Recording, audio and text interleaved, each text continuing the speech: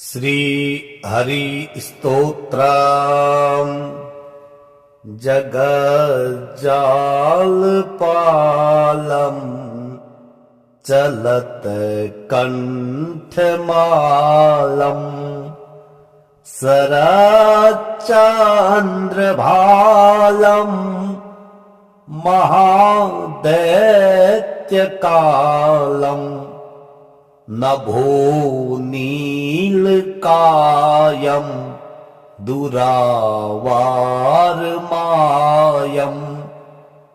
सुपदमासहायम् भजेऽहम्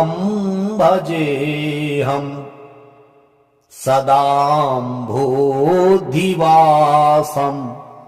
गलत्पुष्पहासम्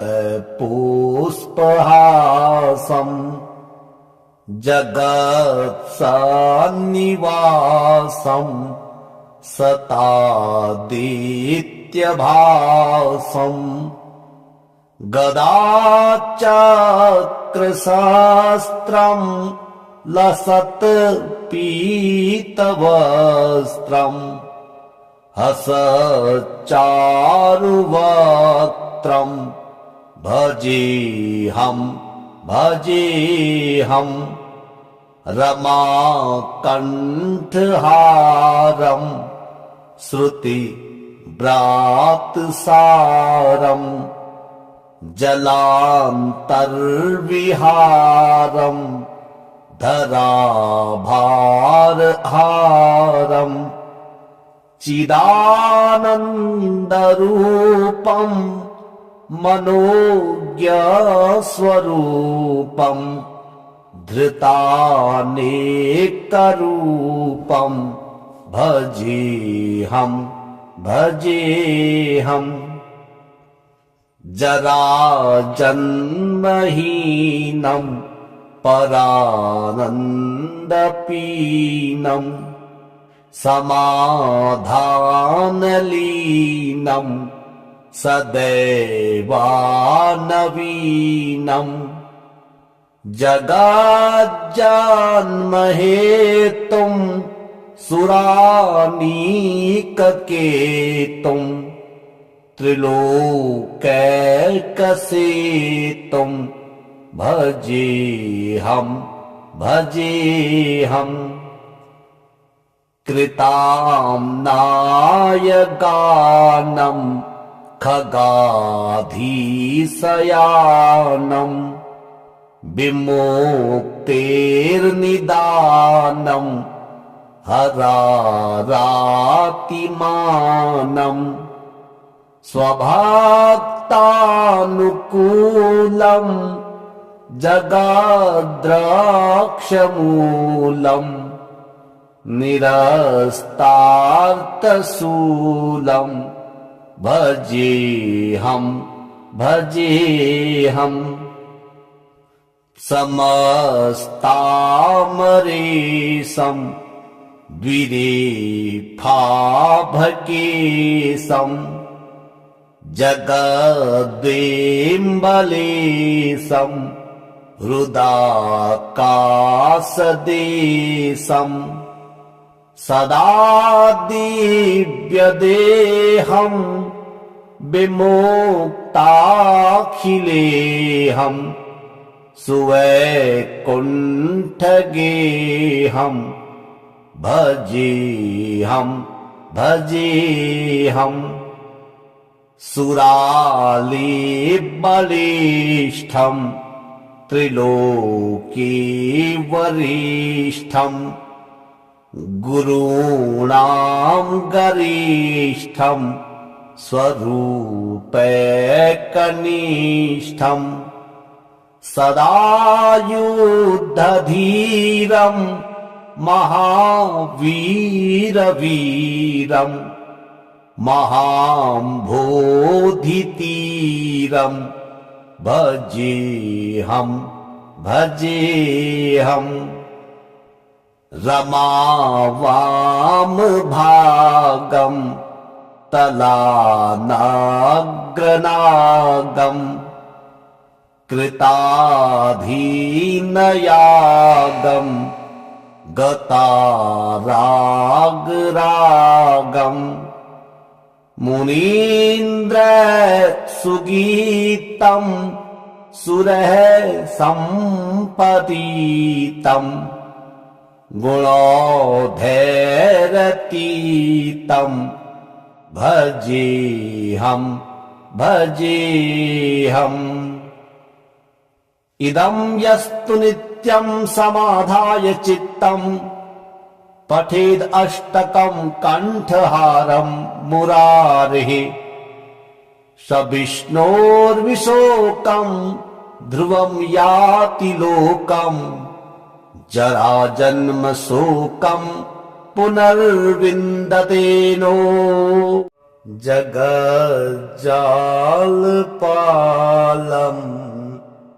चलत कंठमालम् शरच्चन्द्रभालम् महादैत्यकालम् नभोनीलकायम् दुरावारमायम् सुपदमासहायम् भजेऽहम् सदाम्भोधिवासम् गलत्पुष्पहासम् जगत्सन्निवासम् सतादित्यभासम्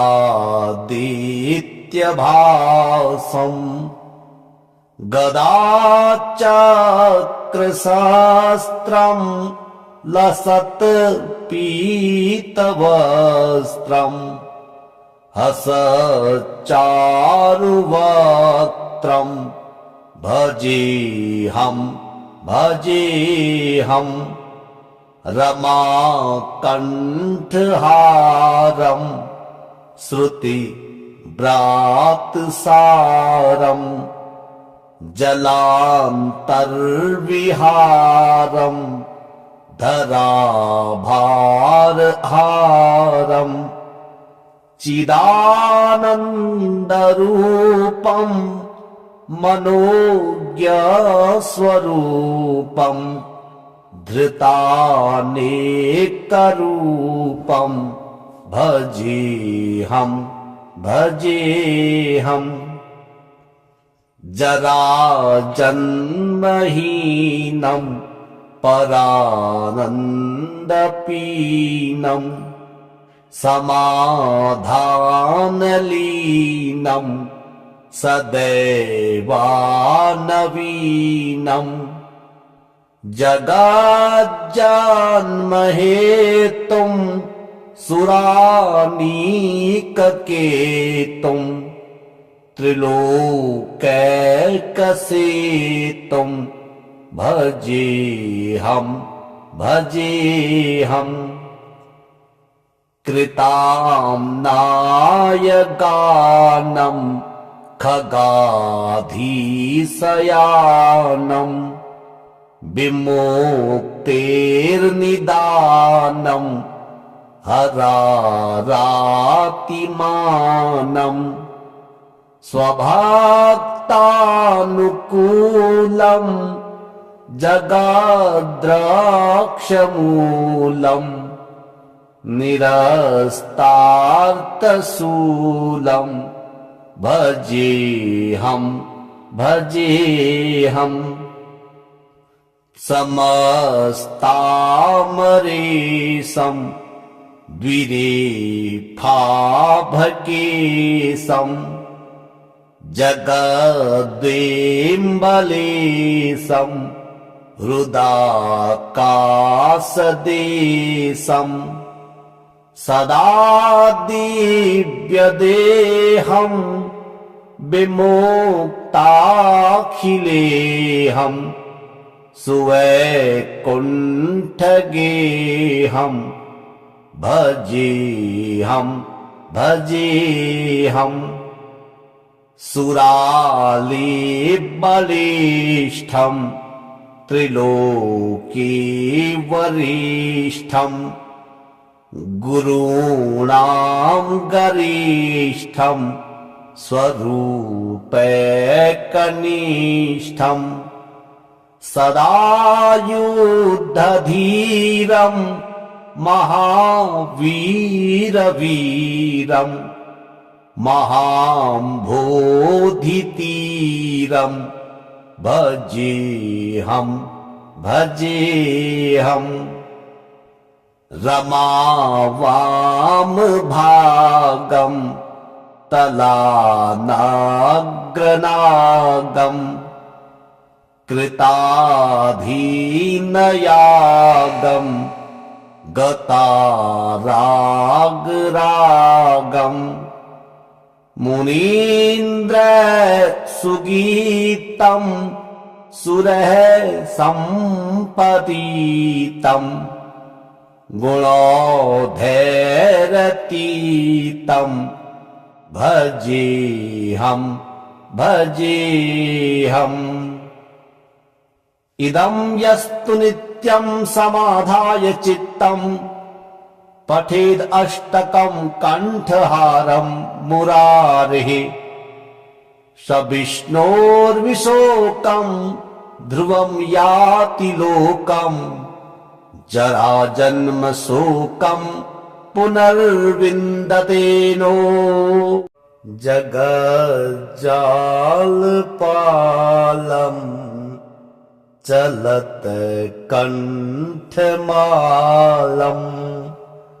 शरच्चन्द्रभालम्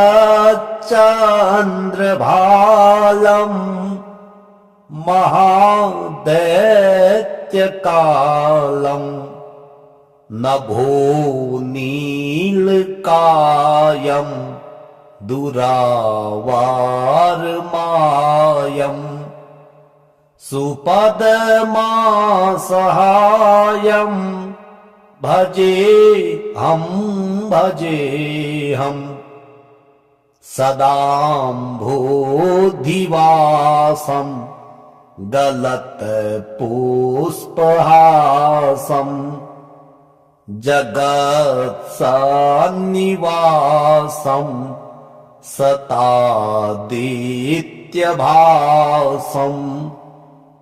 गदाचक्रशास्त्रं लसत्पीतवस्त्रं हसच्चारुवक्त्रं भजेऽहं भजेऽहम् रमाकण्ठहारं श्रुतिव्रातसारं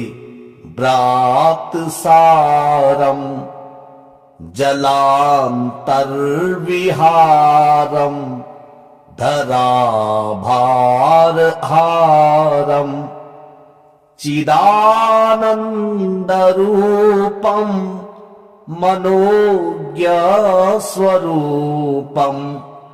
धृतानेकरूपं भजेऽहं भजेऽहम् जराजन्महीनं परानन्दपीनं समाधानलीनं सदैवानवीनं जगज्जन्महेतुं सुरानीककेतुं त्रिलोकैकसेतुं भजेऽहं भजेऽहम् कृताम्नायगानं खगाधीशयानं विमुक्तेर्निदानं हरारातिमानं स्वभक्तानुकूलं जगद्रक्षमूलं निरस्तार्थशूलं भजेऽहं भजेऽहम् समस्तामरेशं द्विरेफाभकेशम् जगद्वेम्बलेशम् हृदाकाशदेशम् सदा दिव्यदेहम् विमुक्ताखिलेऽहम् सुवैकुण्ठगेऽहम् भजेऽहम् भजेऽहम् सुरालेबलिष्ठम् त्रिलोकीवरिष्ठम्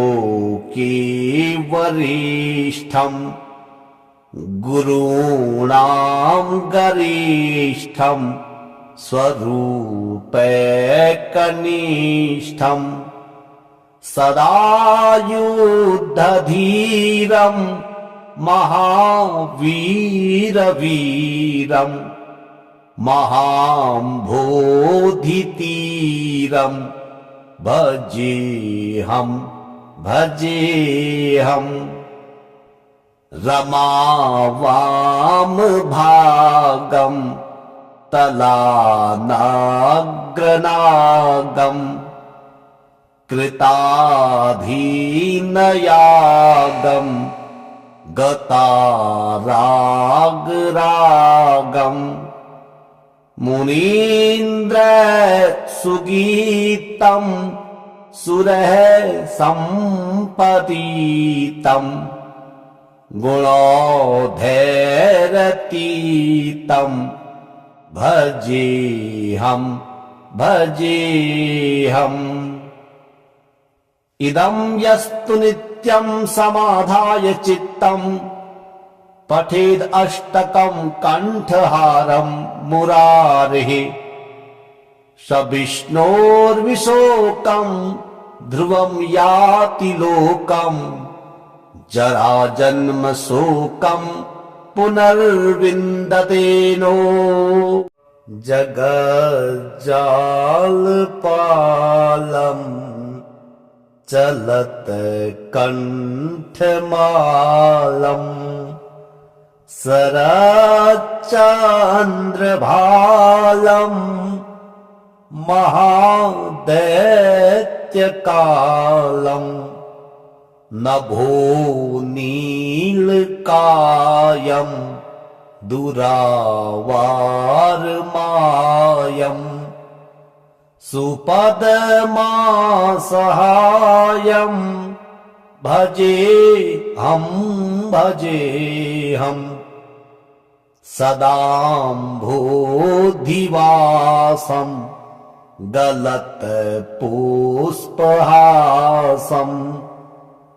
जगत्सन्निवासम् सतादित्यभासम्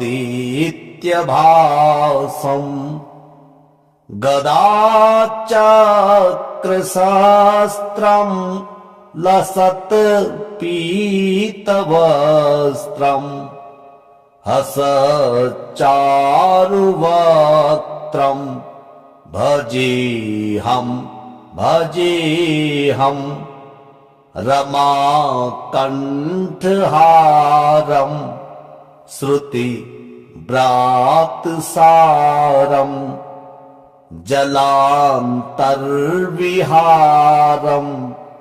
धराभारहारम् चिदानन्दरूपम् मनोज्ञस्वरूपम् धृतानेकरूपम्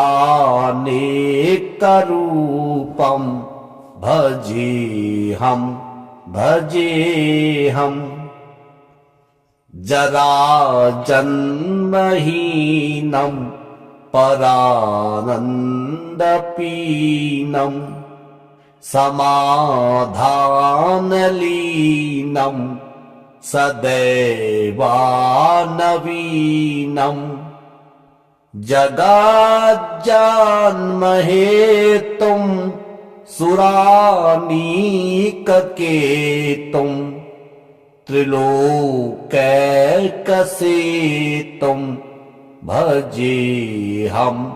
भजेऽहम् कृताम्नाय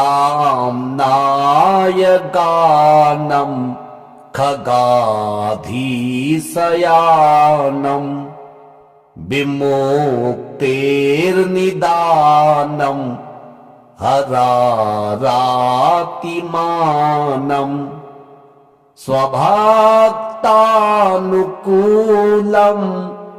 जगाद्रक्षमूलम् निरस्तार्थशूलम् भजेऽहम् समस्तामरेशम् द्विरेफाभकेशम् जगद्वेम्बलेशम् हृदाकाशदेशम् सदा दिव्यदेहम् विमुक्ताखिलेऽहम् सुवैकुण्ठगेऽहम् भजेऽहम् सुरालेबलिष्ठम् त्रिलोकीवरिष्ठम् गुरूणाम् गरिष्ठम् स्वरूपैकनिष्ठम् सदा युद्धधीरम् महावीरवीरम् महाम्भोधितीरम् भजेऽहम् रमावामभागम् तलानाग्रनागम् कृताधीनयागम् गतारागरागम् मुनीन्द्रसुगीतम् सुरः सम्पदीतम् गुणोधैरतीतम् भजेऽहम् इदम् यस्तु नित्यम् समाधाय चित्तम् पठेद् अष्टकम् कण्ठहारम् मुरारिः स विष्णोर्विशोकम्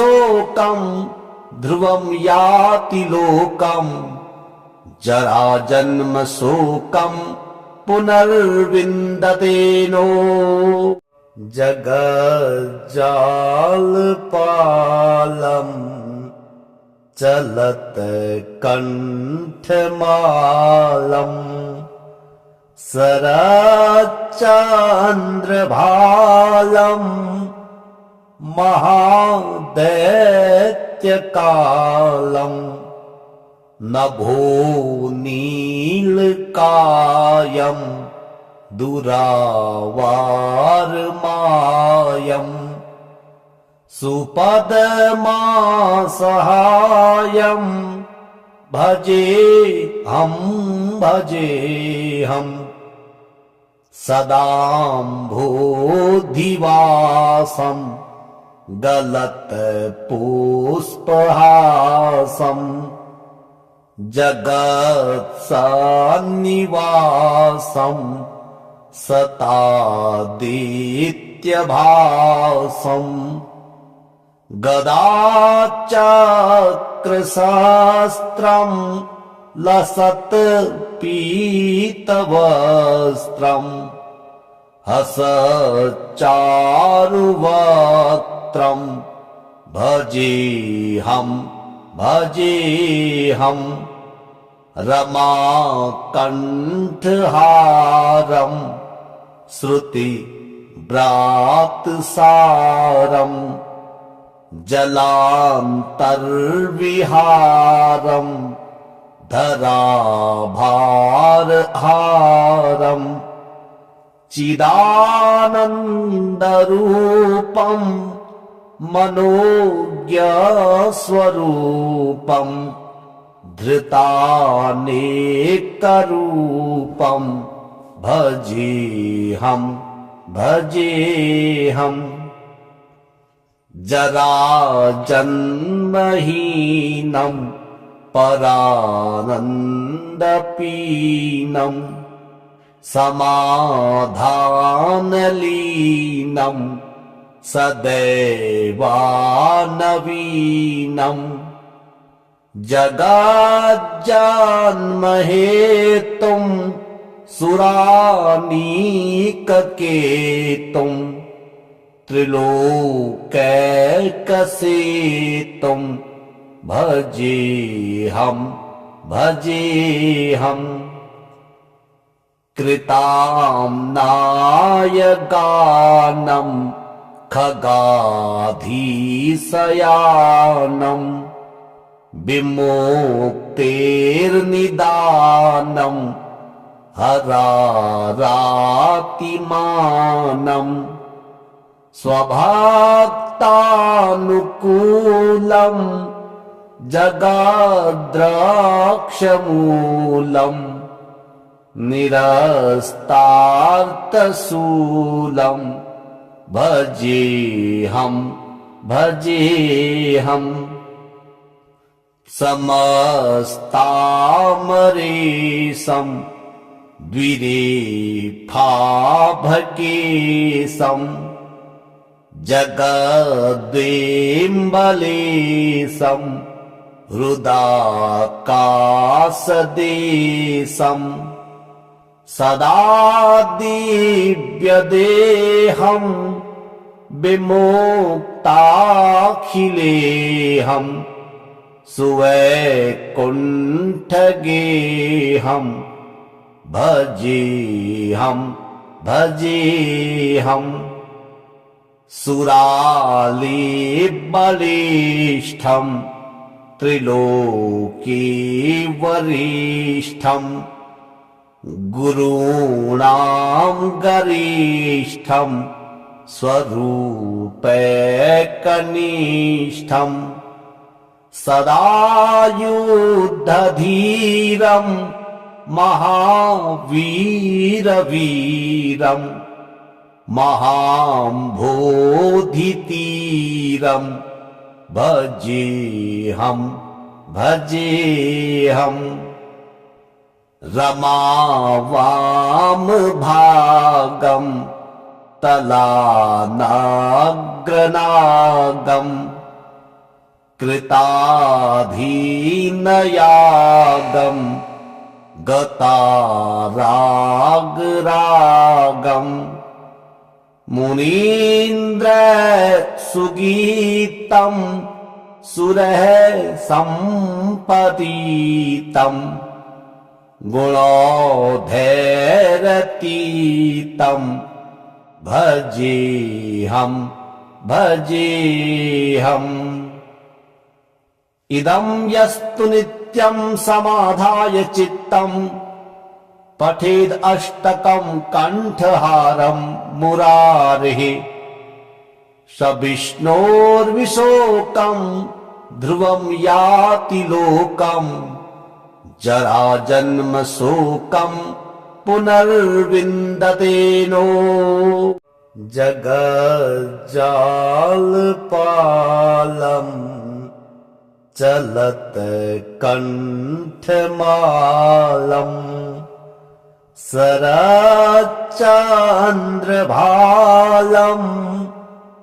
महादैत्यकालम् नभोनीलकायम् दुरावारमायम् सुपदमासहायम् भजेऽहं भजेऽहम् सदाम्भोधिवासम् गलत्पुष्पहासम् जगत्सन्निवासम् सतादित्यभासम् गदाचक्रशास्त्रम् लसत् पीतवस्त्रम् हसच्चारुवक्त्रम् भजेऽहम् रमाकण्ठहारम् श्रुतिव्रातसारम् जलान्तर्विहारम् धराभारहारम् चिदानन्दरूपम् मनोज्ञस्वरूपम् धृतानेकरूपम् भजेऽहम् जराजन्महीनम् परानन्दपीनम् समाधानलीनम् सदैवानवीनम् जगज्जन्महेतुम् सुरानीककेतुम् त्रिलोकैकसेतुम् भजेऽहम् कृताम्नाय गानम् खगाधीशयानम् विमुक्तेर्निदानम् हरारातिमानम्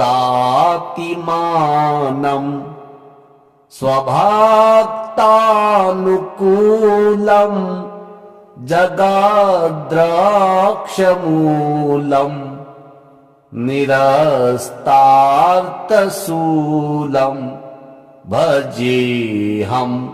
भजेऽहम् समस्तामरेशम् द्विरेफाभकेशम् जगद्वेम्बलेशम् हृदाकाशदेशम् सदा दिव्यदेहम् विमुक्ताखिलेऽहम् सुवैकुण्ठगेऽहम् भजेऽहम् सुरालेबलिष्ठम् त्रिलोकीवरिष्ठम् गुरूणां गरिष्ठम् स्वरूपैकनिष्ठम् सदा युद्धधीरम् महावीरवीरम् महाम्भोधितीरम् भजेऽहम् रमावामभागम् तलानाग्रनागम् कृताधीनयागम् गतारागरागम् मुनीन्द्रसुगीतम् सुरः सम्पदीतम् गुणोधैरतीतम् भजेऽहम् इदं यस्तु नित्यं समाधाय चित्तम् पठेद् अष्टकं कण्ठहारं मुरारिः स विष्णोर्विशोकं ध्रुवं याति लोकम् जराजन्म शोकं पुनर्विन्दते नो जगज्जालपालम्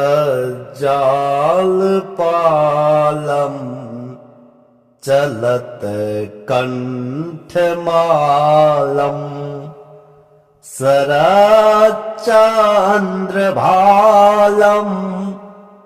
महादैत्यकालम् नभो नीलकायं दुरावारमायं सुपदमासहायं भजेऽहं सदाम्भोधिवासं गलत्पुष्पहासं जगत्सन्निवासं सतादित्यभासं गदाचक्रशस्त्रं लसत्पीतवस्त्रं हसच्चारुवक्त्रं भजेऽहं रमाकण्ठहारं श्रुतिव्रातसारं जलान्तर्विहारं धराभारहारं चिदानन्दरूपं मनोज्ञस्वरूपं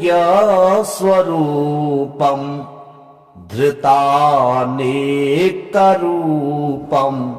भजेऽहं जराजन्महीनं परानन्दपीनं समाधानलीनं सदैवानवीनं जगज्जन्महेतुं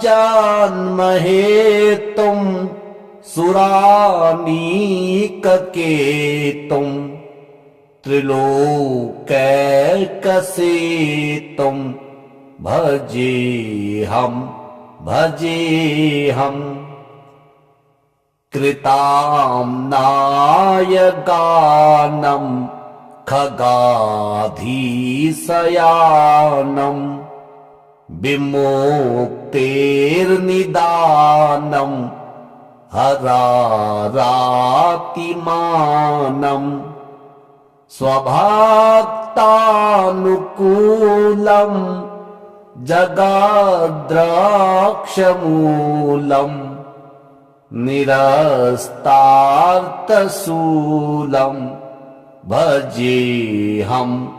भजेऽहं समस्तामरेशं द्विरेफाभकेशं जगद्वेम्बलेशं हृदाकाशदेशं सदा दिव्यदेहं विमुक्ताखिलेऽहं सुवैकुण्ठगेऽहं भजेऽहं सुरालेबलिष्ठं त्रिलोकीवरिष्ठं गुरूणां गरिष्ठं स्वरूपैकनिष्ठं सदा युद्धधीरं महावीरवीरं महाम्भोधितीरं भजेऽहं रमावामभागं तलानाग्रनागं कृताधीनयागं गतारागरागं मुनीन्द्रसुगीतं सुरः सम्पदीतं गुणोधैरतीतं भजेऽहम् इदं यस्तु नित्यं नित्यं समाधाय चित्तम् पठेद् अष्टकं कण्ठहारं मुरारेः स विष्णोर्विशोकं ध्रुवं याति लोकम् जराजन्म शोकं पुनर्विन्दते नो जगज्जालपालम् चलत कण्ठमालम् शरच्चन्द्रभालम्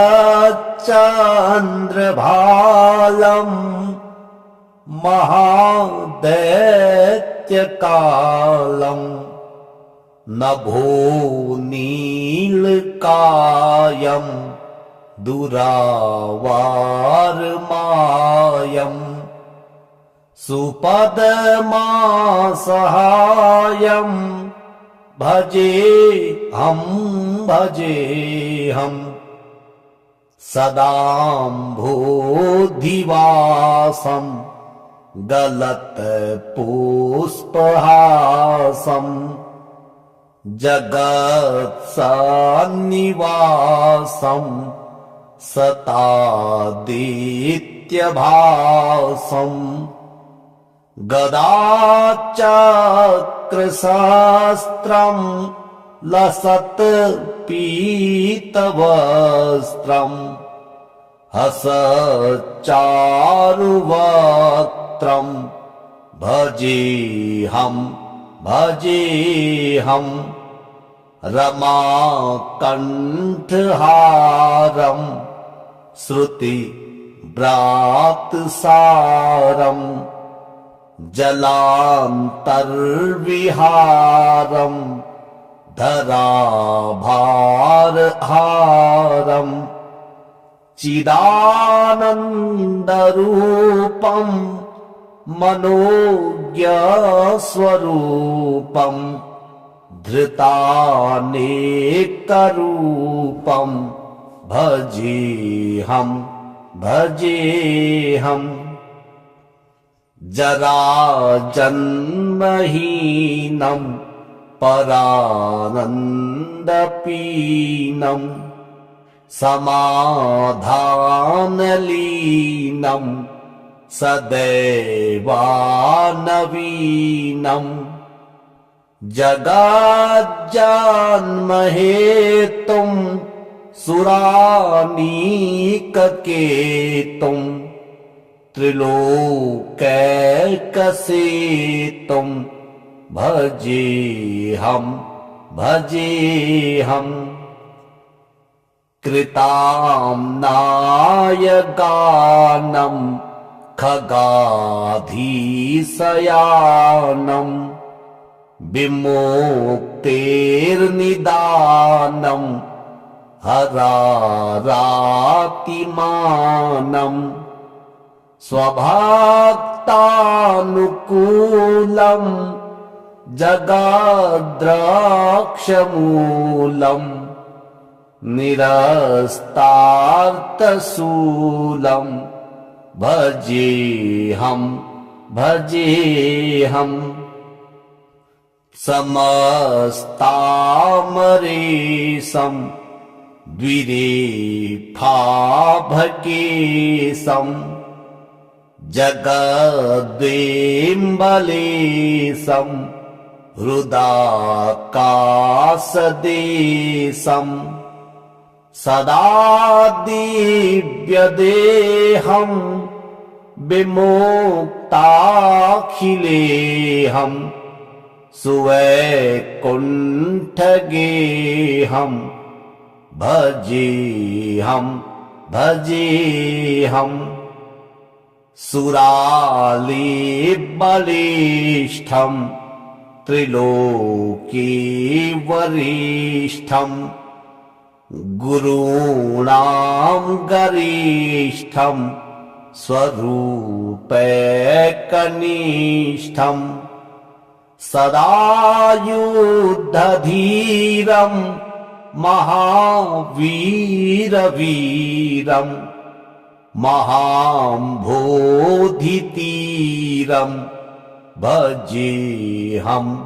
भजेऽहम् रमावामभागम् तलानाग्रनागम् कृताधीनयागम् गतारागरागम् मुनीन्द्रसुगीतम् सुरः सम्पतीतम् गुणोधैरतीतम् भजेऽहम् भजेऽहम् इदं यस्तु नित्यं समाधाय चित्तम् पठेद् अष्टकं कण्ठहारं मुरारेः स विष्णोर्विशोकं ध्रुवं याति लोकम् जराजन्म शोकं पुनर्विन्दतेनो जगज्जालपालम् चलत कंठमालम् शरच्चन्द्रभालम्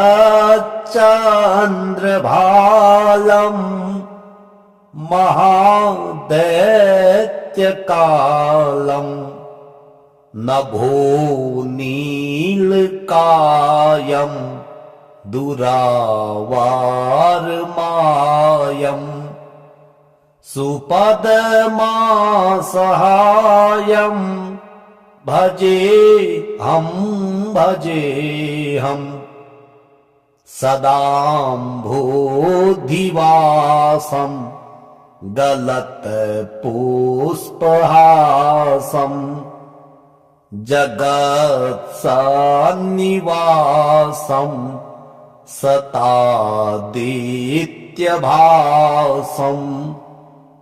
गदाचक्रशास्त्रम् लसत्पीतवस्त्रम् हसच्चारुवक्त्रम् भजेऽहम् रमाकण्ठहारम् श्रुतिव्रातसारम् जलान्तर्विहारम्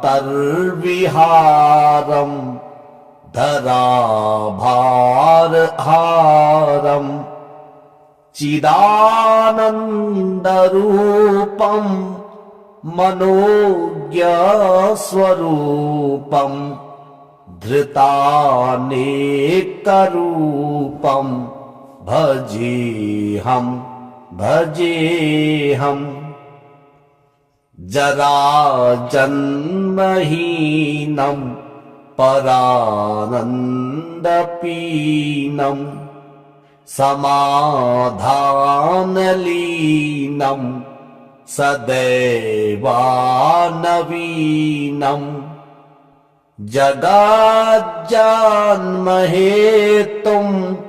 सुरानीककेतुम् त्रिलोकैकसेतुम् भजेऽहम् कृताम्नायगानम् खगाधीशयानम्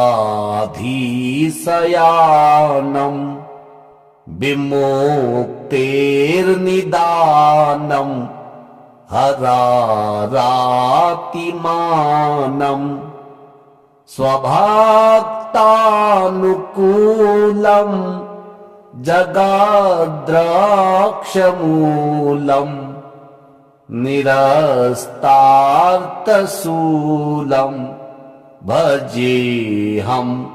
भजेऽहम् समस्तामरेशम् द्विरेफाभकेशम् जगद्वेम्बलेशम् हृदाकाशदेशम् सदा दिव्यदेहम् विमुक्ताखिलेऽहम् सुवैकुण्ठगेहं भजेऽहं भजेऽहम् सुरालिबलिष्ठं त्रिलोकीवरिष्ठं गुरूणां गरिष्ठं स्वरूपैकनिष्ठं सदा युद्धधीरं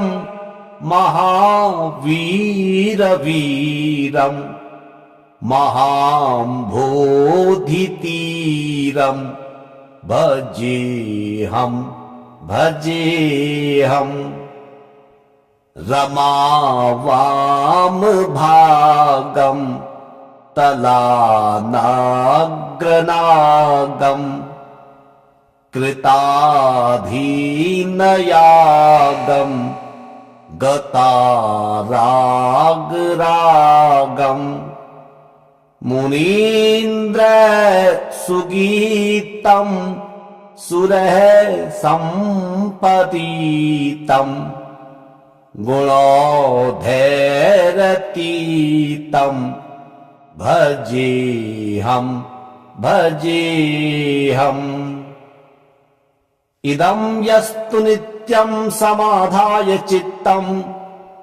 पठेद् अष्टकं कण्ठहारं मुरारेः स विष्णोर्विशोकं ध्रुवं याति लोकम् जराजन्म शोकं पुनर्विन्दतेनो जगज्जालपालं चलत्कण्ठमालं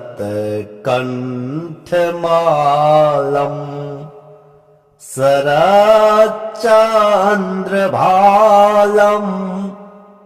महादैत्यकालम् नभो नीलकायं दुरावारमायं सुपदमासहायं भजेऽहं भजेऽहम् सदाम्भोधिवासं गलत्पुष्पहासं जगत्सन्निवासं सतादित्यभासं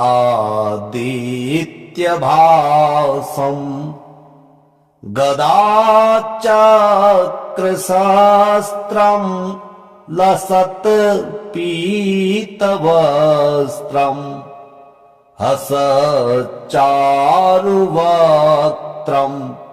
भजेऽहं भजेऽहम् रमाकण्ठहारं श्रुतिव्रातसारं जलान्तर्विहारं धराभारहारं चिदानन्दरूपं मनोज्ञस्वरूपं धृतानेकरूपं भजेऽहं भजेऽहम् जराजन्महीनं परानन्दपीनं समाधानलीनं सदैवानवीनं जगज्जन्महेतुं सुरानीककेतुं त्रिलोकैकसेतुं भजेऽहं भजेऽहम् कृताम्नायगानं खगाधीशयानं विमुक्तेर्निदानं हरारातिमानं स्वभक्तानुकूलं जगाद्राक्षमूलम् निरस्तार्थशूलम्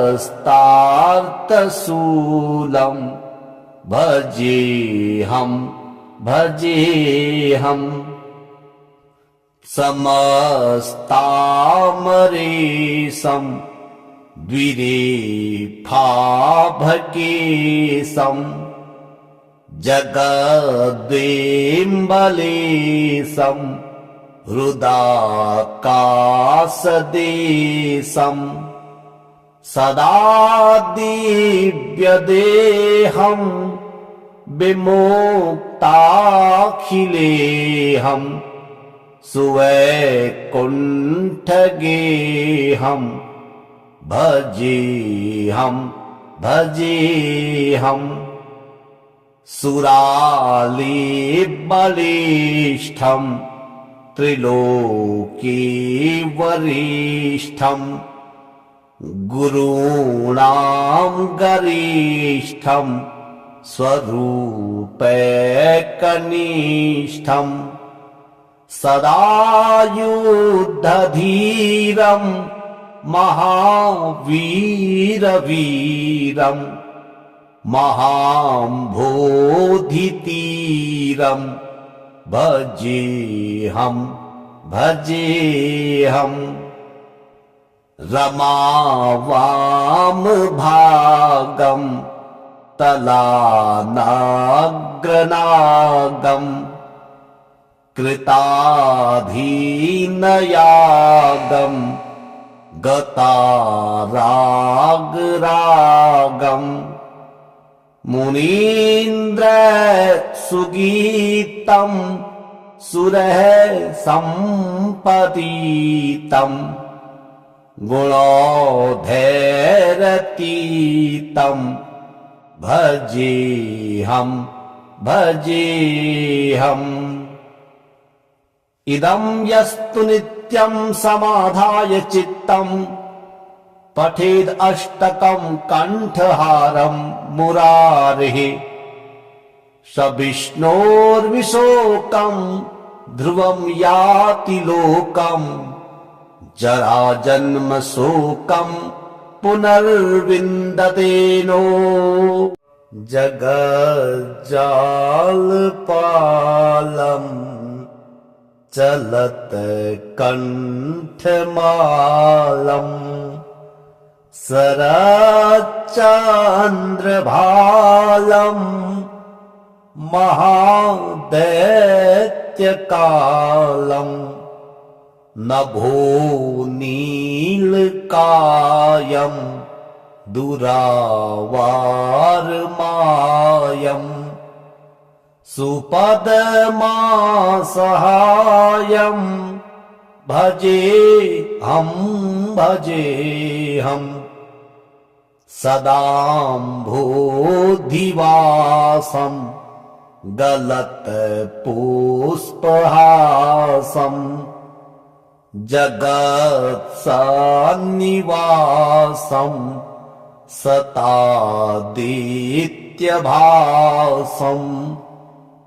गदाचक्रशास्त्रम् लसत्पीतवस्त्रम् हसच्चारुवक्त्रम् भजेऽहम् रमाकण्ठहारम् श्रुतिव्रातसारम् जलान्तर्विहारम् धराभारहारम् चिदानन्दरूपम् मनोज्ञस्वरूपम् धृतानेकरूपम् भजेऽहम् जराजन्महीनम् परानन्दपीनम् समाधानलीनम् सदैवानवीनम् जगज्जन्महेतुं सुरानीककेतुं त्रिलोकैकसेतुं भजेऽहं भजेऽहम् कृताम्नाय गानं खगाधीशयानं विमुक्तेर्निदानं हरारातिमानं स्वभक्तानुकूलं जगद्रक्षमूलम् निरस्तार्थशूलं भजेऽहं भजेऽहम् समस्तामरेशं द्विरेफाभकेशं जगद्वेम्बलेशं हृदाकाशदेशं सदा दिव्यदेहं विमुक्ताखिलेऽहं सुवैकुण्ठगेऽहं भजेऽहं भजेऽहम् सुरालेबलिष्ठं त्रिलोकीवरिष्ठं गुरूणां गरिष्ठं स्वरूपैकनिष्ठं सदा युद्धधीरं महावीरवीरं महाम्भोधितीरं भजेऽहं भजेऽहम् रमावामभागं तलानाग्रनागं कृताधीनयागं गतारागरागं मुनीन्द्रसुगीतं सुरः सम्पतीतं गुणोधैरतीतं भजेऽहं भजेऽहम् इदं यस्तु नित्यं समाधाय चित्तं पठेद् अष्टकं कण्ठहारं मुरारेः स विष्णोर्विशोकं ध्रुवं याति लोकं जराजन्म शोकं पुनर्विन्दते नो।